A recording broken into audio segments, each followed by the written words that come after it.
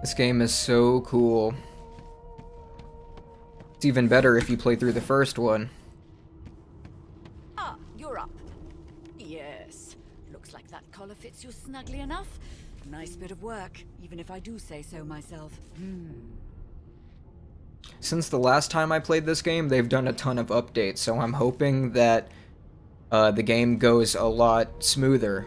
Because when I played it when it first came out, and it was like pretty buggy. So I really hope they fixed a lot of that stuff. I'm assuming they have, because they've released a bunch of patches for the game. Fair. Not too tight, I hope. The collar, I mean. Oh, not to worry. Every dog has to get used to its leash. In the meantime, your next stop will be Magister William. All passengers have to be registered in the ship's manifest, and he's the chap in charge of the logs. You'll find him on the other side of this deck, in the officers' quarters.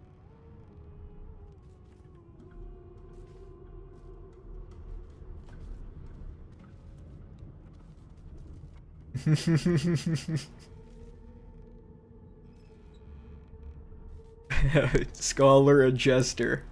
That is a funny combination. Don't you dare. If you violate the virtue of my carpet, I'll do a good thing worse than put a collar around your neck. Index fingers pressed to her lips, she pauses a moment to give you a scrutinizing gander. My word, you do seem a bit befuddled, don't you? Perhaps I was a bit too generous with that sedative. Oh well, I'm sure you'll soon gather your wits. Most likely. Eventually. In the meantime, all you need to know is that we're en route to Fort Joy. A new life awaits. And if you're a particularly good boy, perhaps a cure as well. An end to Source. For good. I demand to know why you collared me. Why, for my peace of mind, of course. Why don't you try casting one of those Source spells of yours? See what happens.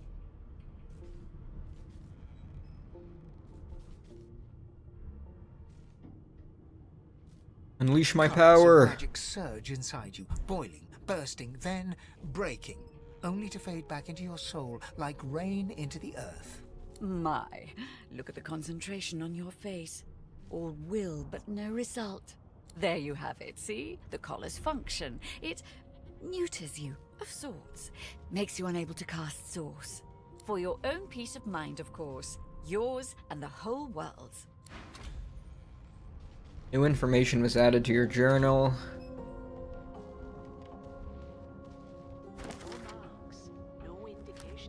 Cool. Yeah, the last time I played, the stuff in the journal was really buggy. Like, I experienced this one bug where I completed the quest, but it was still in my log, like, that it wasn't completed. It was really annoying. Right. Let's get rid of basic attack. We don't need that, because we can just, like, right-click people. There we go.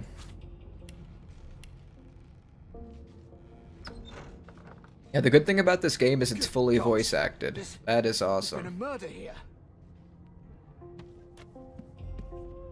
Ooh, a poetry book.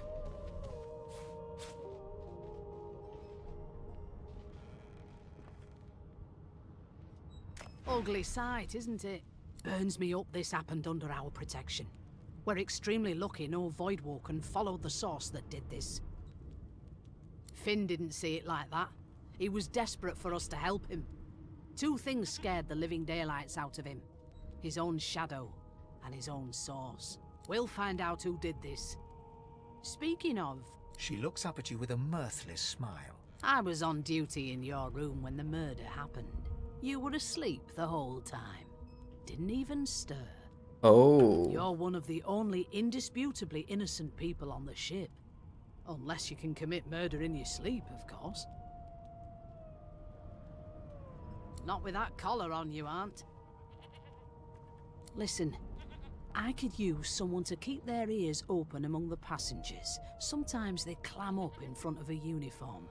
Bring me a good lead, and I'll throw in a shiny gold coin for you. How about that?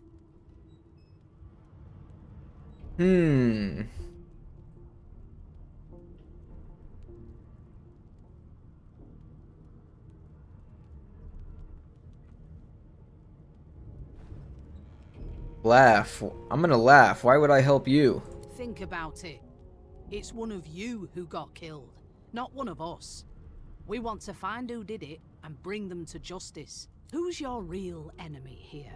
You let me know if you hear anything. Whoever did this is dangerous.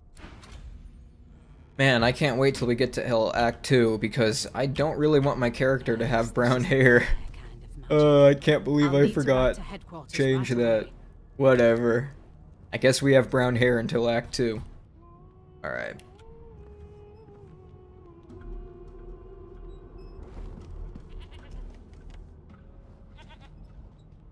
A young magister stands pale and... Yes, this is a rare. Let's try to get Lucky Charm to proc on something. Like this barrel. Nope.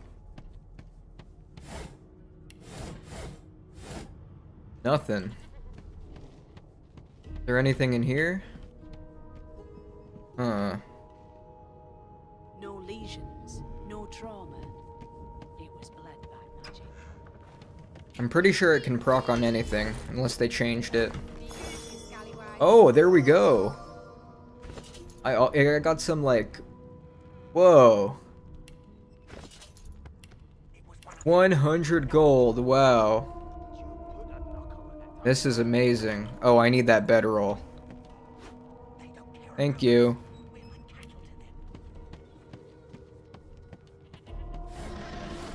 Let's see how many Lucky Charm procs we can get in this boat. Ah, there you are. Husband, would you please tell this very charming gaggle of not-at-all brat-like babes that I am by no accounts this loser woman, nor do I sing, in fact. I'm deathly allergical. Let's play along. How very correct you are, spouse of mine. Madame Josephine Gribbles de Peeb refuses to be confused with anyone else. What? What's so funny? Her pinched face cracks into a great grin, and she shoos the children away from her with a laugh. Yeah, okay, you found me out. Go on and git, and maybe I'll sing you something when I'm good and ready. She turns to you, dark-eyed and dirty-haired, and smiles flatly. Gotta keep ourselves entertained, haven't we?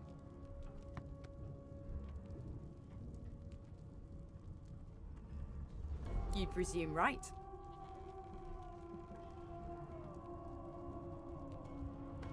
Let's ask her about the murder. Nope. Trying not to find anything out either. Ignorance is bliss. The utterer, the better. Let's have a look around. Thanks, but I already belong to an elite and exclusive ship gang. We play ball every day after lunch. You're too soft for it. You take care, though. Suddenly, her eyes cloud to an unnatural black. Greyish veins run down her face, and her mouth tightens into a cruel sneer. As quickly as they came, the clouds clear. She smiles as though no change came over her. Good luck, Chief. One of the really good things about this game, I forgot to mention, is that everything is voice acted. Which is so good, because sometimes, like, there's so much text in this game that you don't really want to read anything. You want to just listen. So, the fact that everything's voice acted is amazing.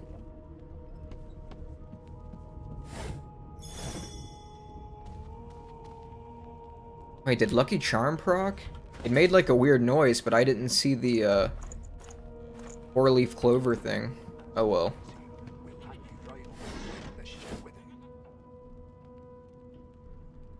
Let's talk to all of our future companions. An elf sits tucked away in a dark spot, lazily rolling dice onto the surface of a barrel. They sound like the dry cackling of an old witch. Snake eyes. She chuckles. I bet that's just what they'll look like. I'm gonna ask to join her. She shakes her head. Game for one, I'm afraid. Rolling dice, deciding fates.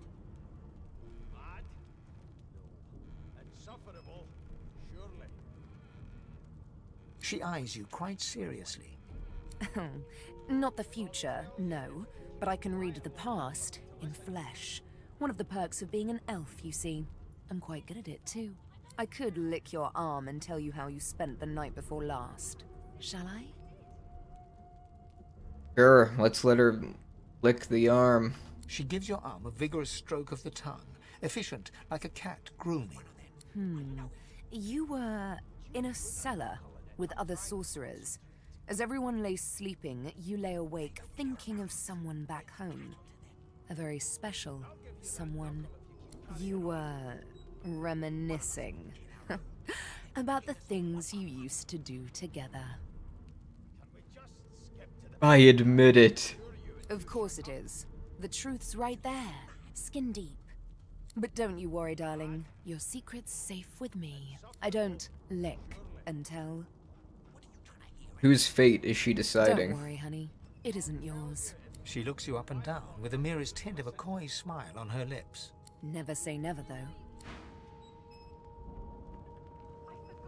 So, I've already kind of decided who I'm going to be having in my party, and I'm pretty sure Sabine is going to be one of them.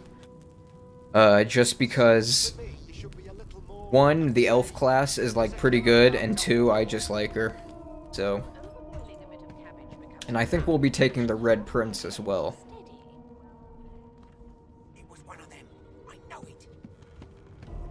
I'm busy watching for clues, sorcerer. They don't care about us.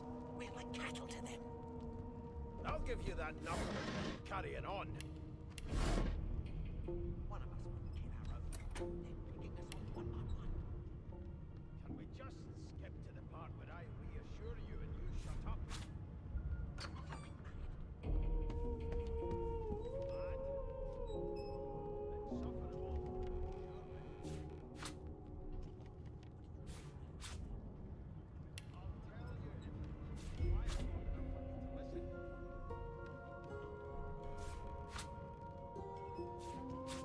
Never thought you'd end up a prison guard, Vic.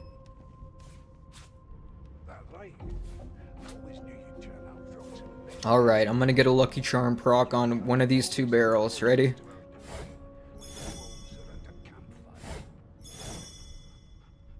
Well, you've got this wolf on a leash now. Ooh, 6 new recipes. Cool. I should probably take one of these cooking pots.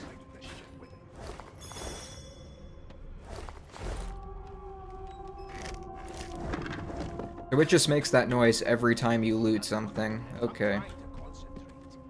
Let's talk to a fawn. A scruffy man lounges against the wall with scarred arms folded. A sly smile playing on his face, he stares across at the Magister guarding him. Noticing you, he straightens and beckons for you to come closer. Watch your back, new fish. There's a murderer on board, and I'd bet 3 months' pay it's this tramp Ifan. Rolling his eyes at the Magister's warning, the man named Ifan beckons again. He leans in and adjusts your collar with a sharp tug, balancing its weight so it no longer presses unpleasantly on your neck. He winks. Pinches less that way, right? Hocking a phlegmy gobbet in your general direction, the sullen Magister settles back to his task of glowering at Ifan. And now, you. We used to know each other, more's the pity. I was his commander many, many, many moons ago. Isn't that right, Vic? Standing far back from Ifan, the tight-faced Magister draws one finger across his throat in an elaborate fashion, but says nothing. Ifan grins, flashing pointed white teeth. Same as he was at 14 years old. Only difference is somebody gave him a bigger sword and now he's Johnny Big Pants.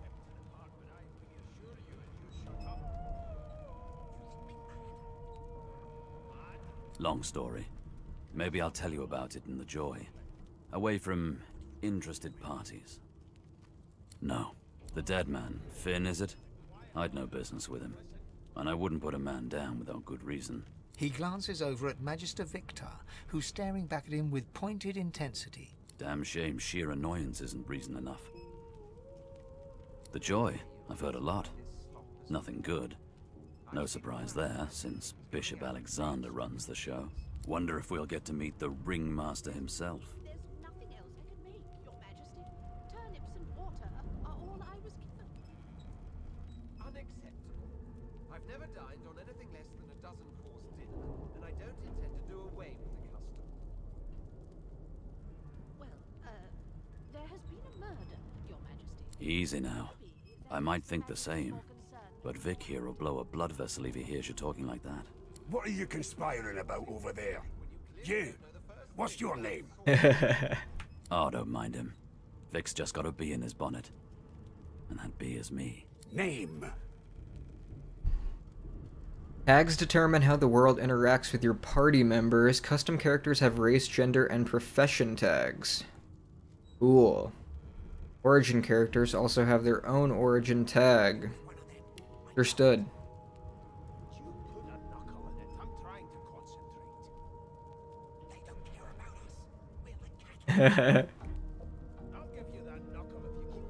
Magister Victor looks at you suspiciously, then scrawls something illegible down in a tiny notebook.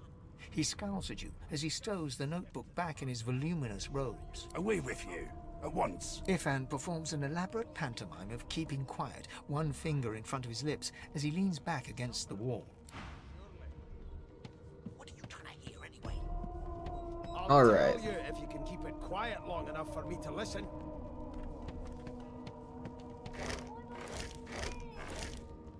Nothing.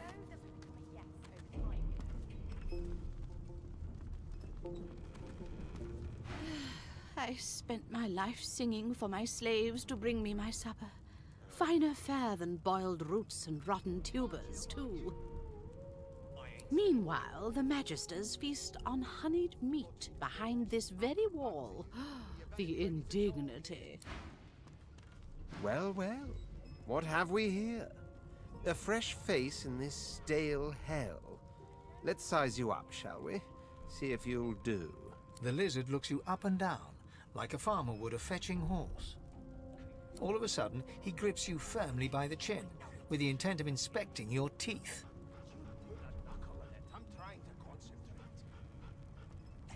When I choose these, I should probably do it with the mouse. That way you guys know which one I'm picking. I just realized. So I'll be clicking these from now on.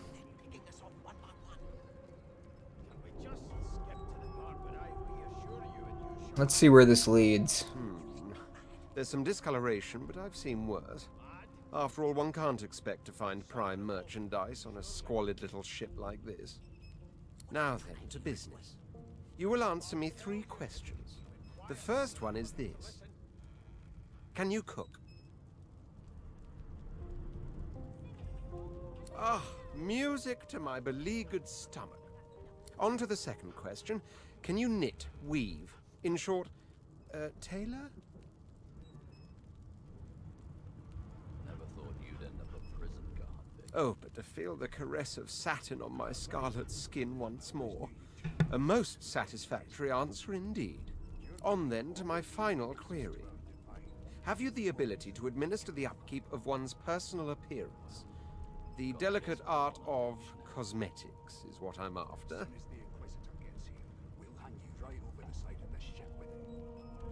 Just as I thought. That explains what's besieging my nostrils. So, 3 questions asked, 3 questions answered. Let's evaluate, shall we? As per your own testimony, you can cook and tailor, but your personal hygiene reminds one of a carcass rotting in the sun. Still, beggars can't be choosers. So without further ado, I offer you my sincerest congratulations. As of now, you are my slave. Of course you accept. Mine wasn't an offer, it was an order. Anyway, you may leave me for a moment. We'll go over your duties once we reach Fort Joy. Now shoo! Man, I don't know about you guys, but the Red Prince is one of my favorite party members. So, I'm highly considering choosing him.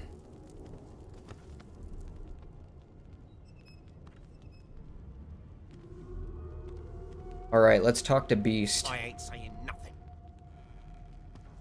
Bloody dwarves. A broad dwarf sits totally upright on the bench, eyes closed, palms face up on his knees. His beard is a cascade of meticulous plaits, each one braided through with golden medallions. He raises an eyebrow as you approach, but doesn't open his eyes. Listen up, boy. You hear that?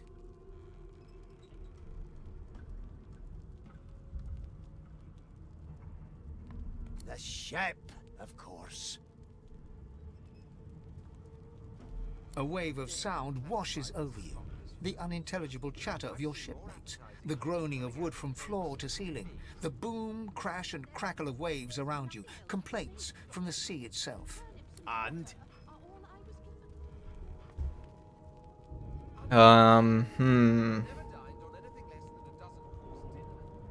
I think the sea's angry. The fellow cocks his ear, listening. That isn't anger, it's He cocks his ear to the other side, then smiles. anticipation. She senses something. I'd hold on to my breeches if I were you, mate. That's all you hear, though. Listen close. There now, just like that. Aha! His eyes snap open as his countenance breaks into an expression of joy. One great paw claps you on the back. The other catches you before you lose your footing. There. You heard it, didn't you? I knew it. I knew it. Aye, this is good news, boy. Good news. I heard it. It's the wheel. The wheel. Don't you see, you beautiful idiot?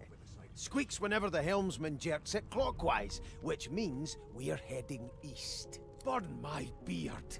That means if we've been traveling for, yes, only 10.34 nautical miles to Fort Joy.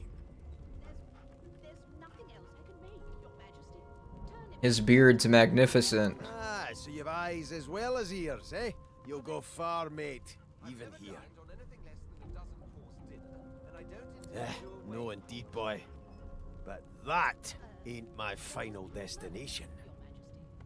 The dwarf leans back from the table and strokes his beard, gold medallions jingling merrily. His eyes roll over to you. That'll be all. Thank you kindly, boy.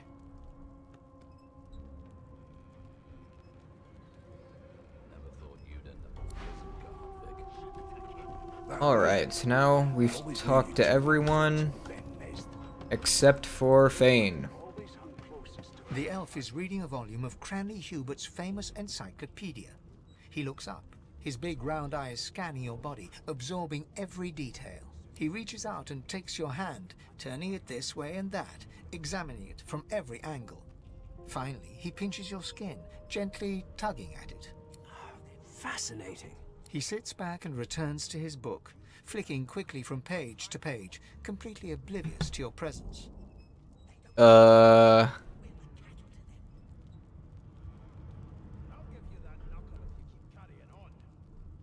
It is simultaneously too detailed and insufficient. I know the beginning of this tale and the end, but I am rather missing the middle. Tell me, what do you know of our world's history?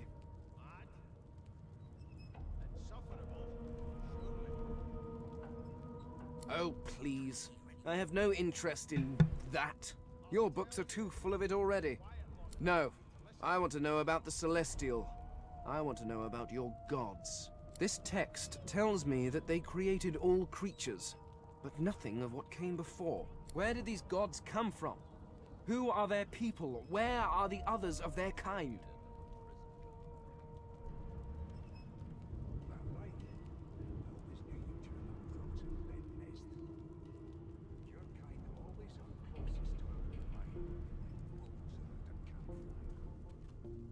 The elf's face freezes for just a second before he waves his hand dismissively.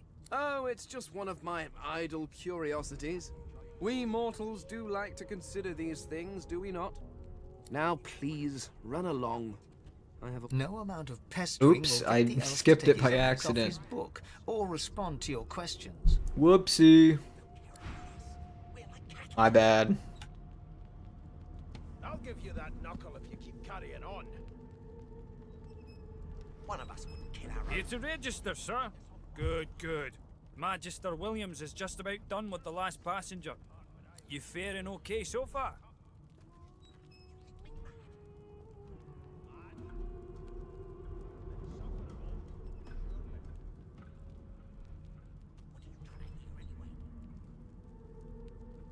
He tugs the collar of his uniform and chuckles. Sorry you're upset, sir. But we all wear what we wear for a reason. You head on in now. Williams will get you sorted fast. Never thought you'd end up with trained on her. And if she tries to run, shoot to kill.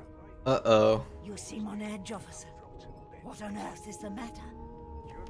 Murder most foul, and I strongly suspect you know all about it. Do you? Well, perhaps you're absolutely right. Standing at the center of the room, you spot a sorcerer haughtily eyeing a pair of nervous-looking magisters. They keep their crossbow trained upon her as she's being interrogated by an officer. So you admit it then? You murdered that poor fella? Yes, I did. But of course, that was only the beginning.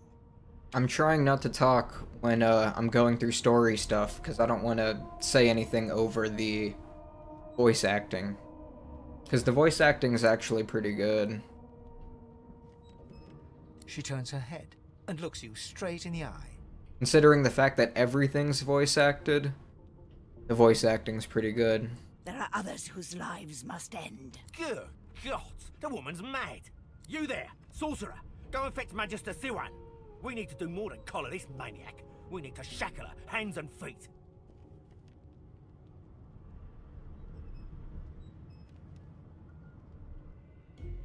This is the perfect opportunity to mutiny. I stand beside her. No, I'm afraid I always perform my part solo.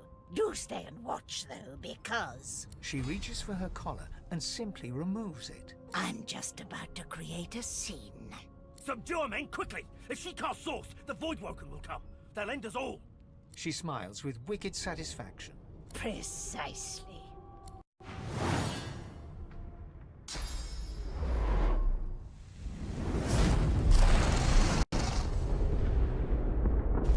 Damn. So cool. What? This game What is happened? just so cool.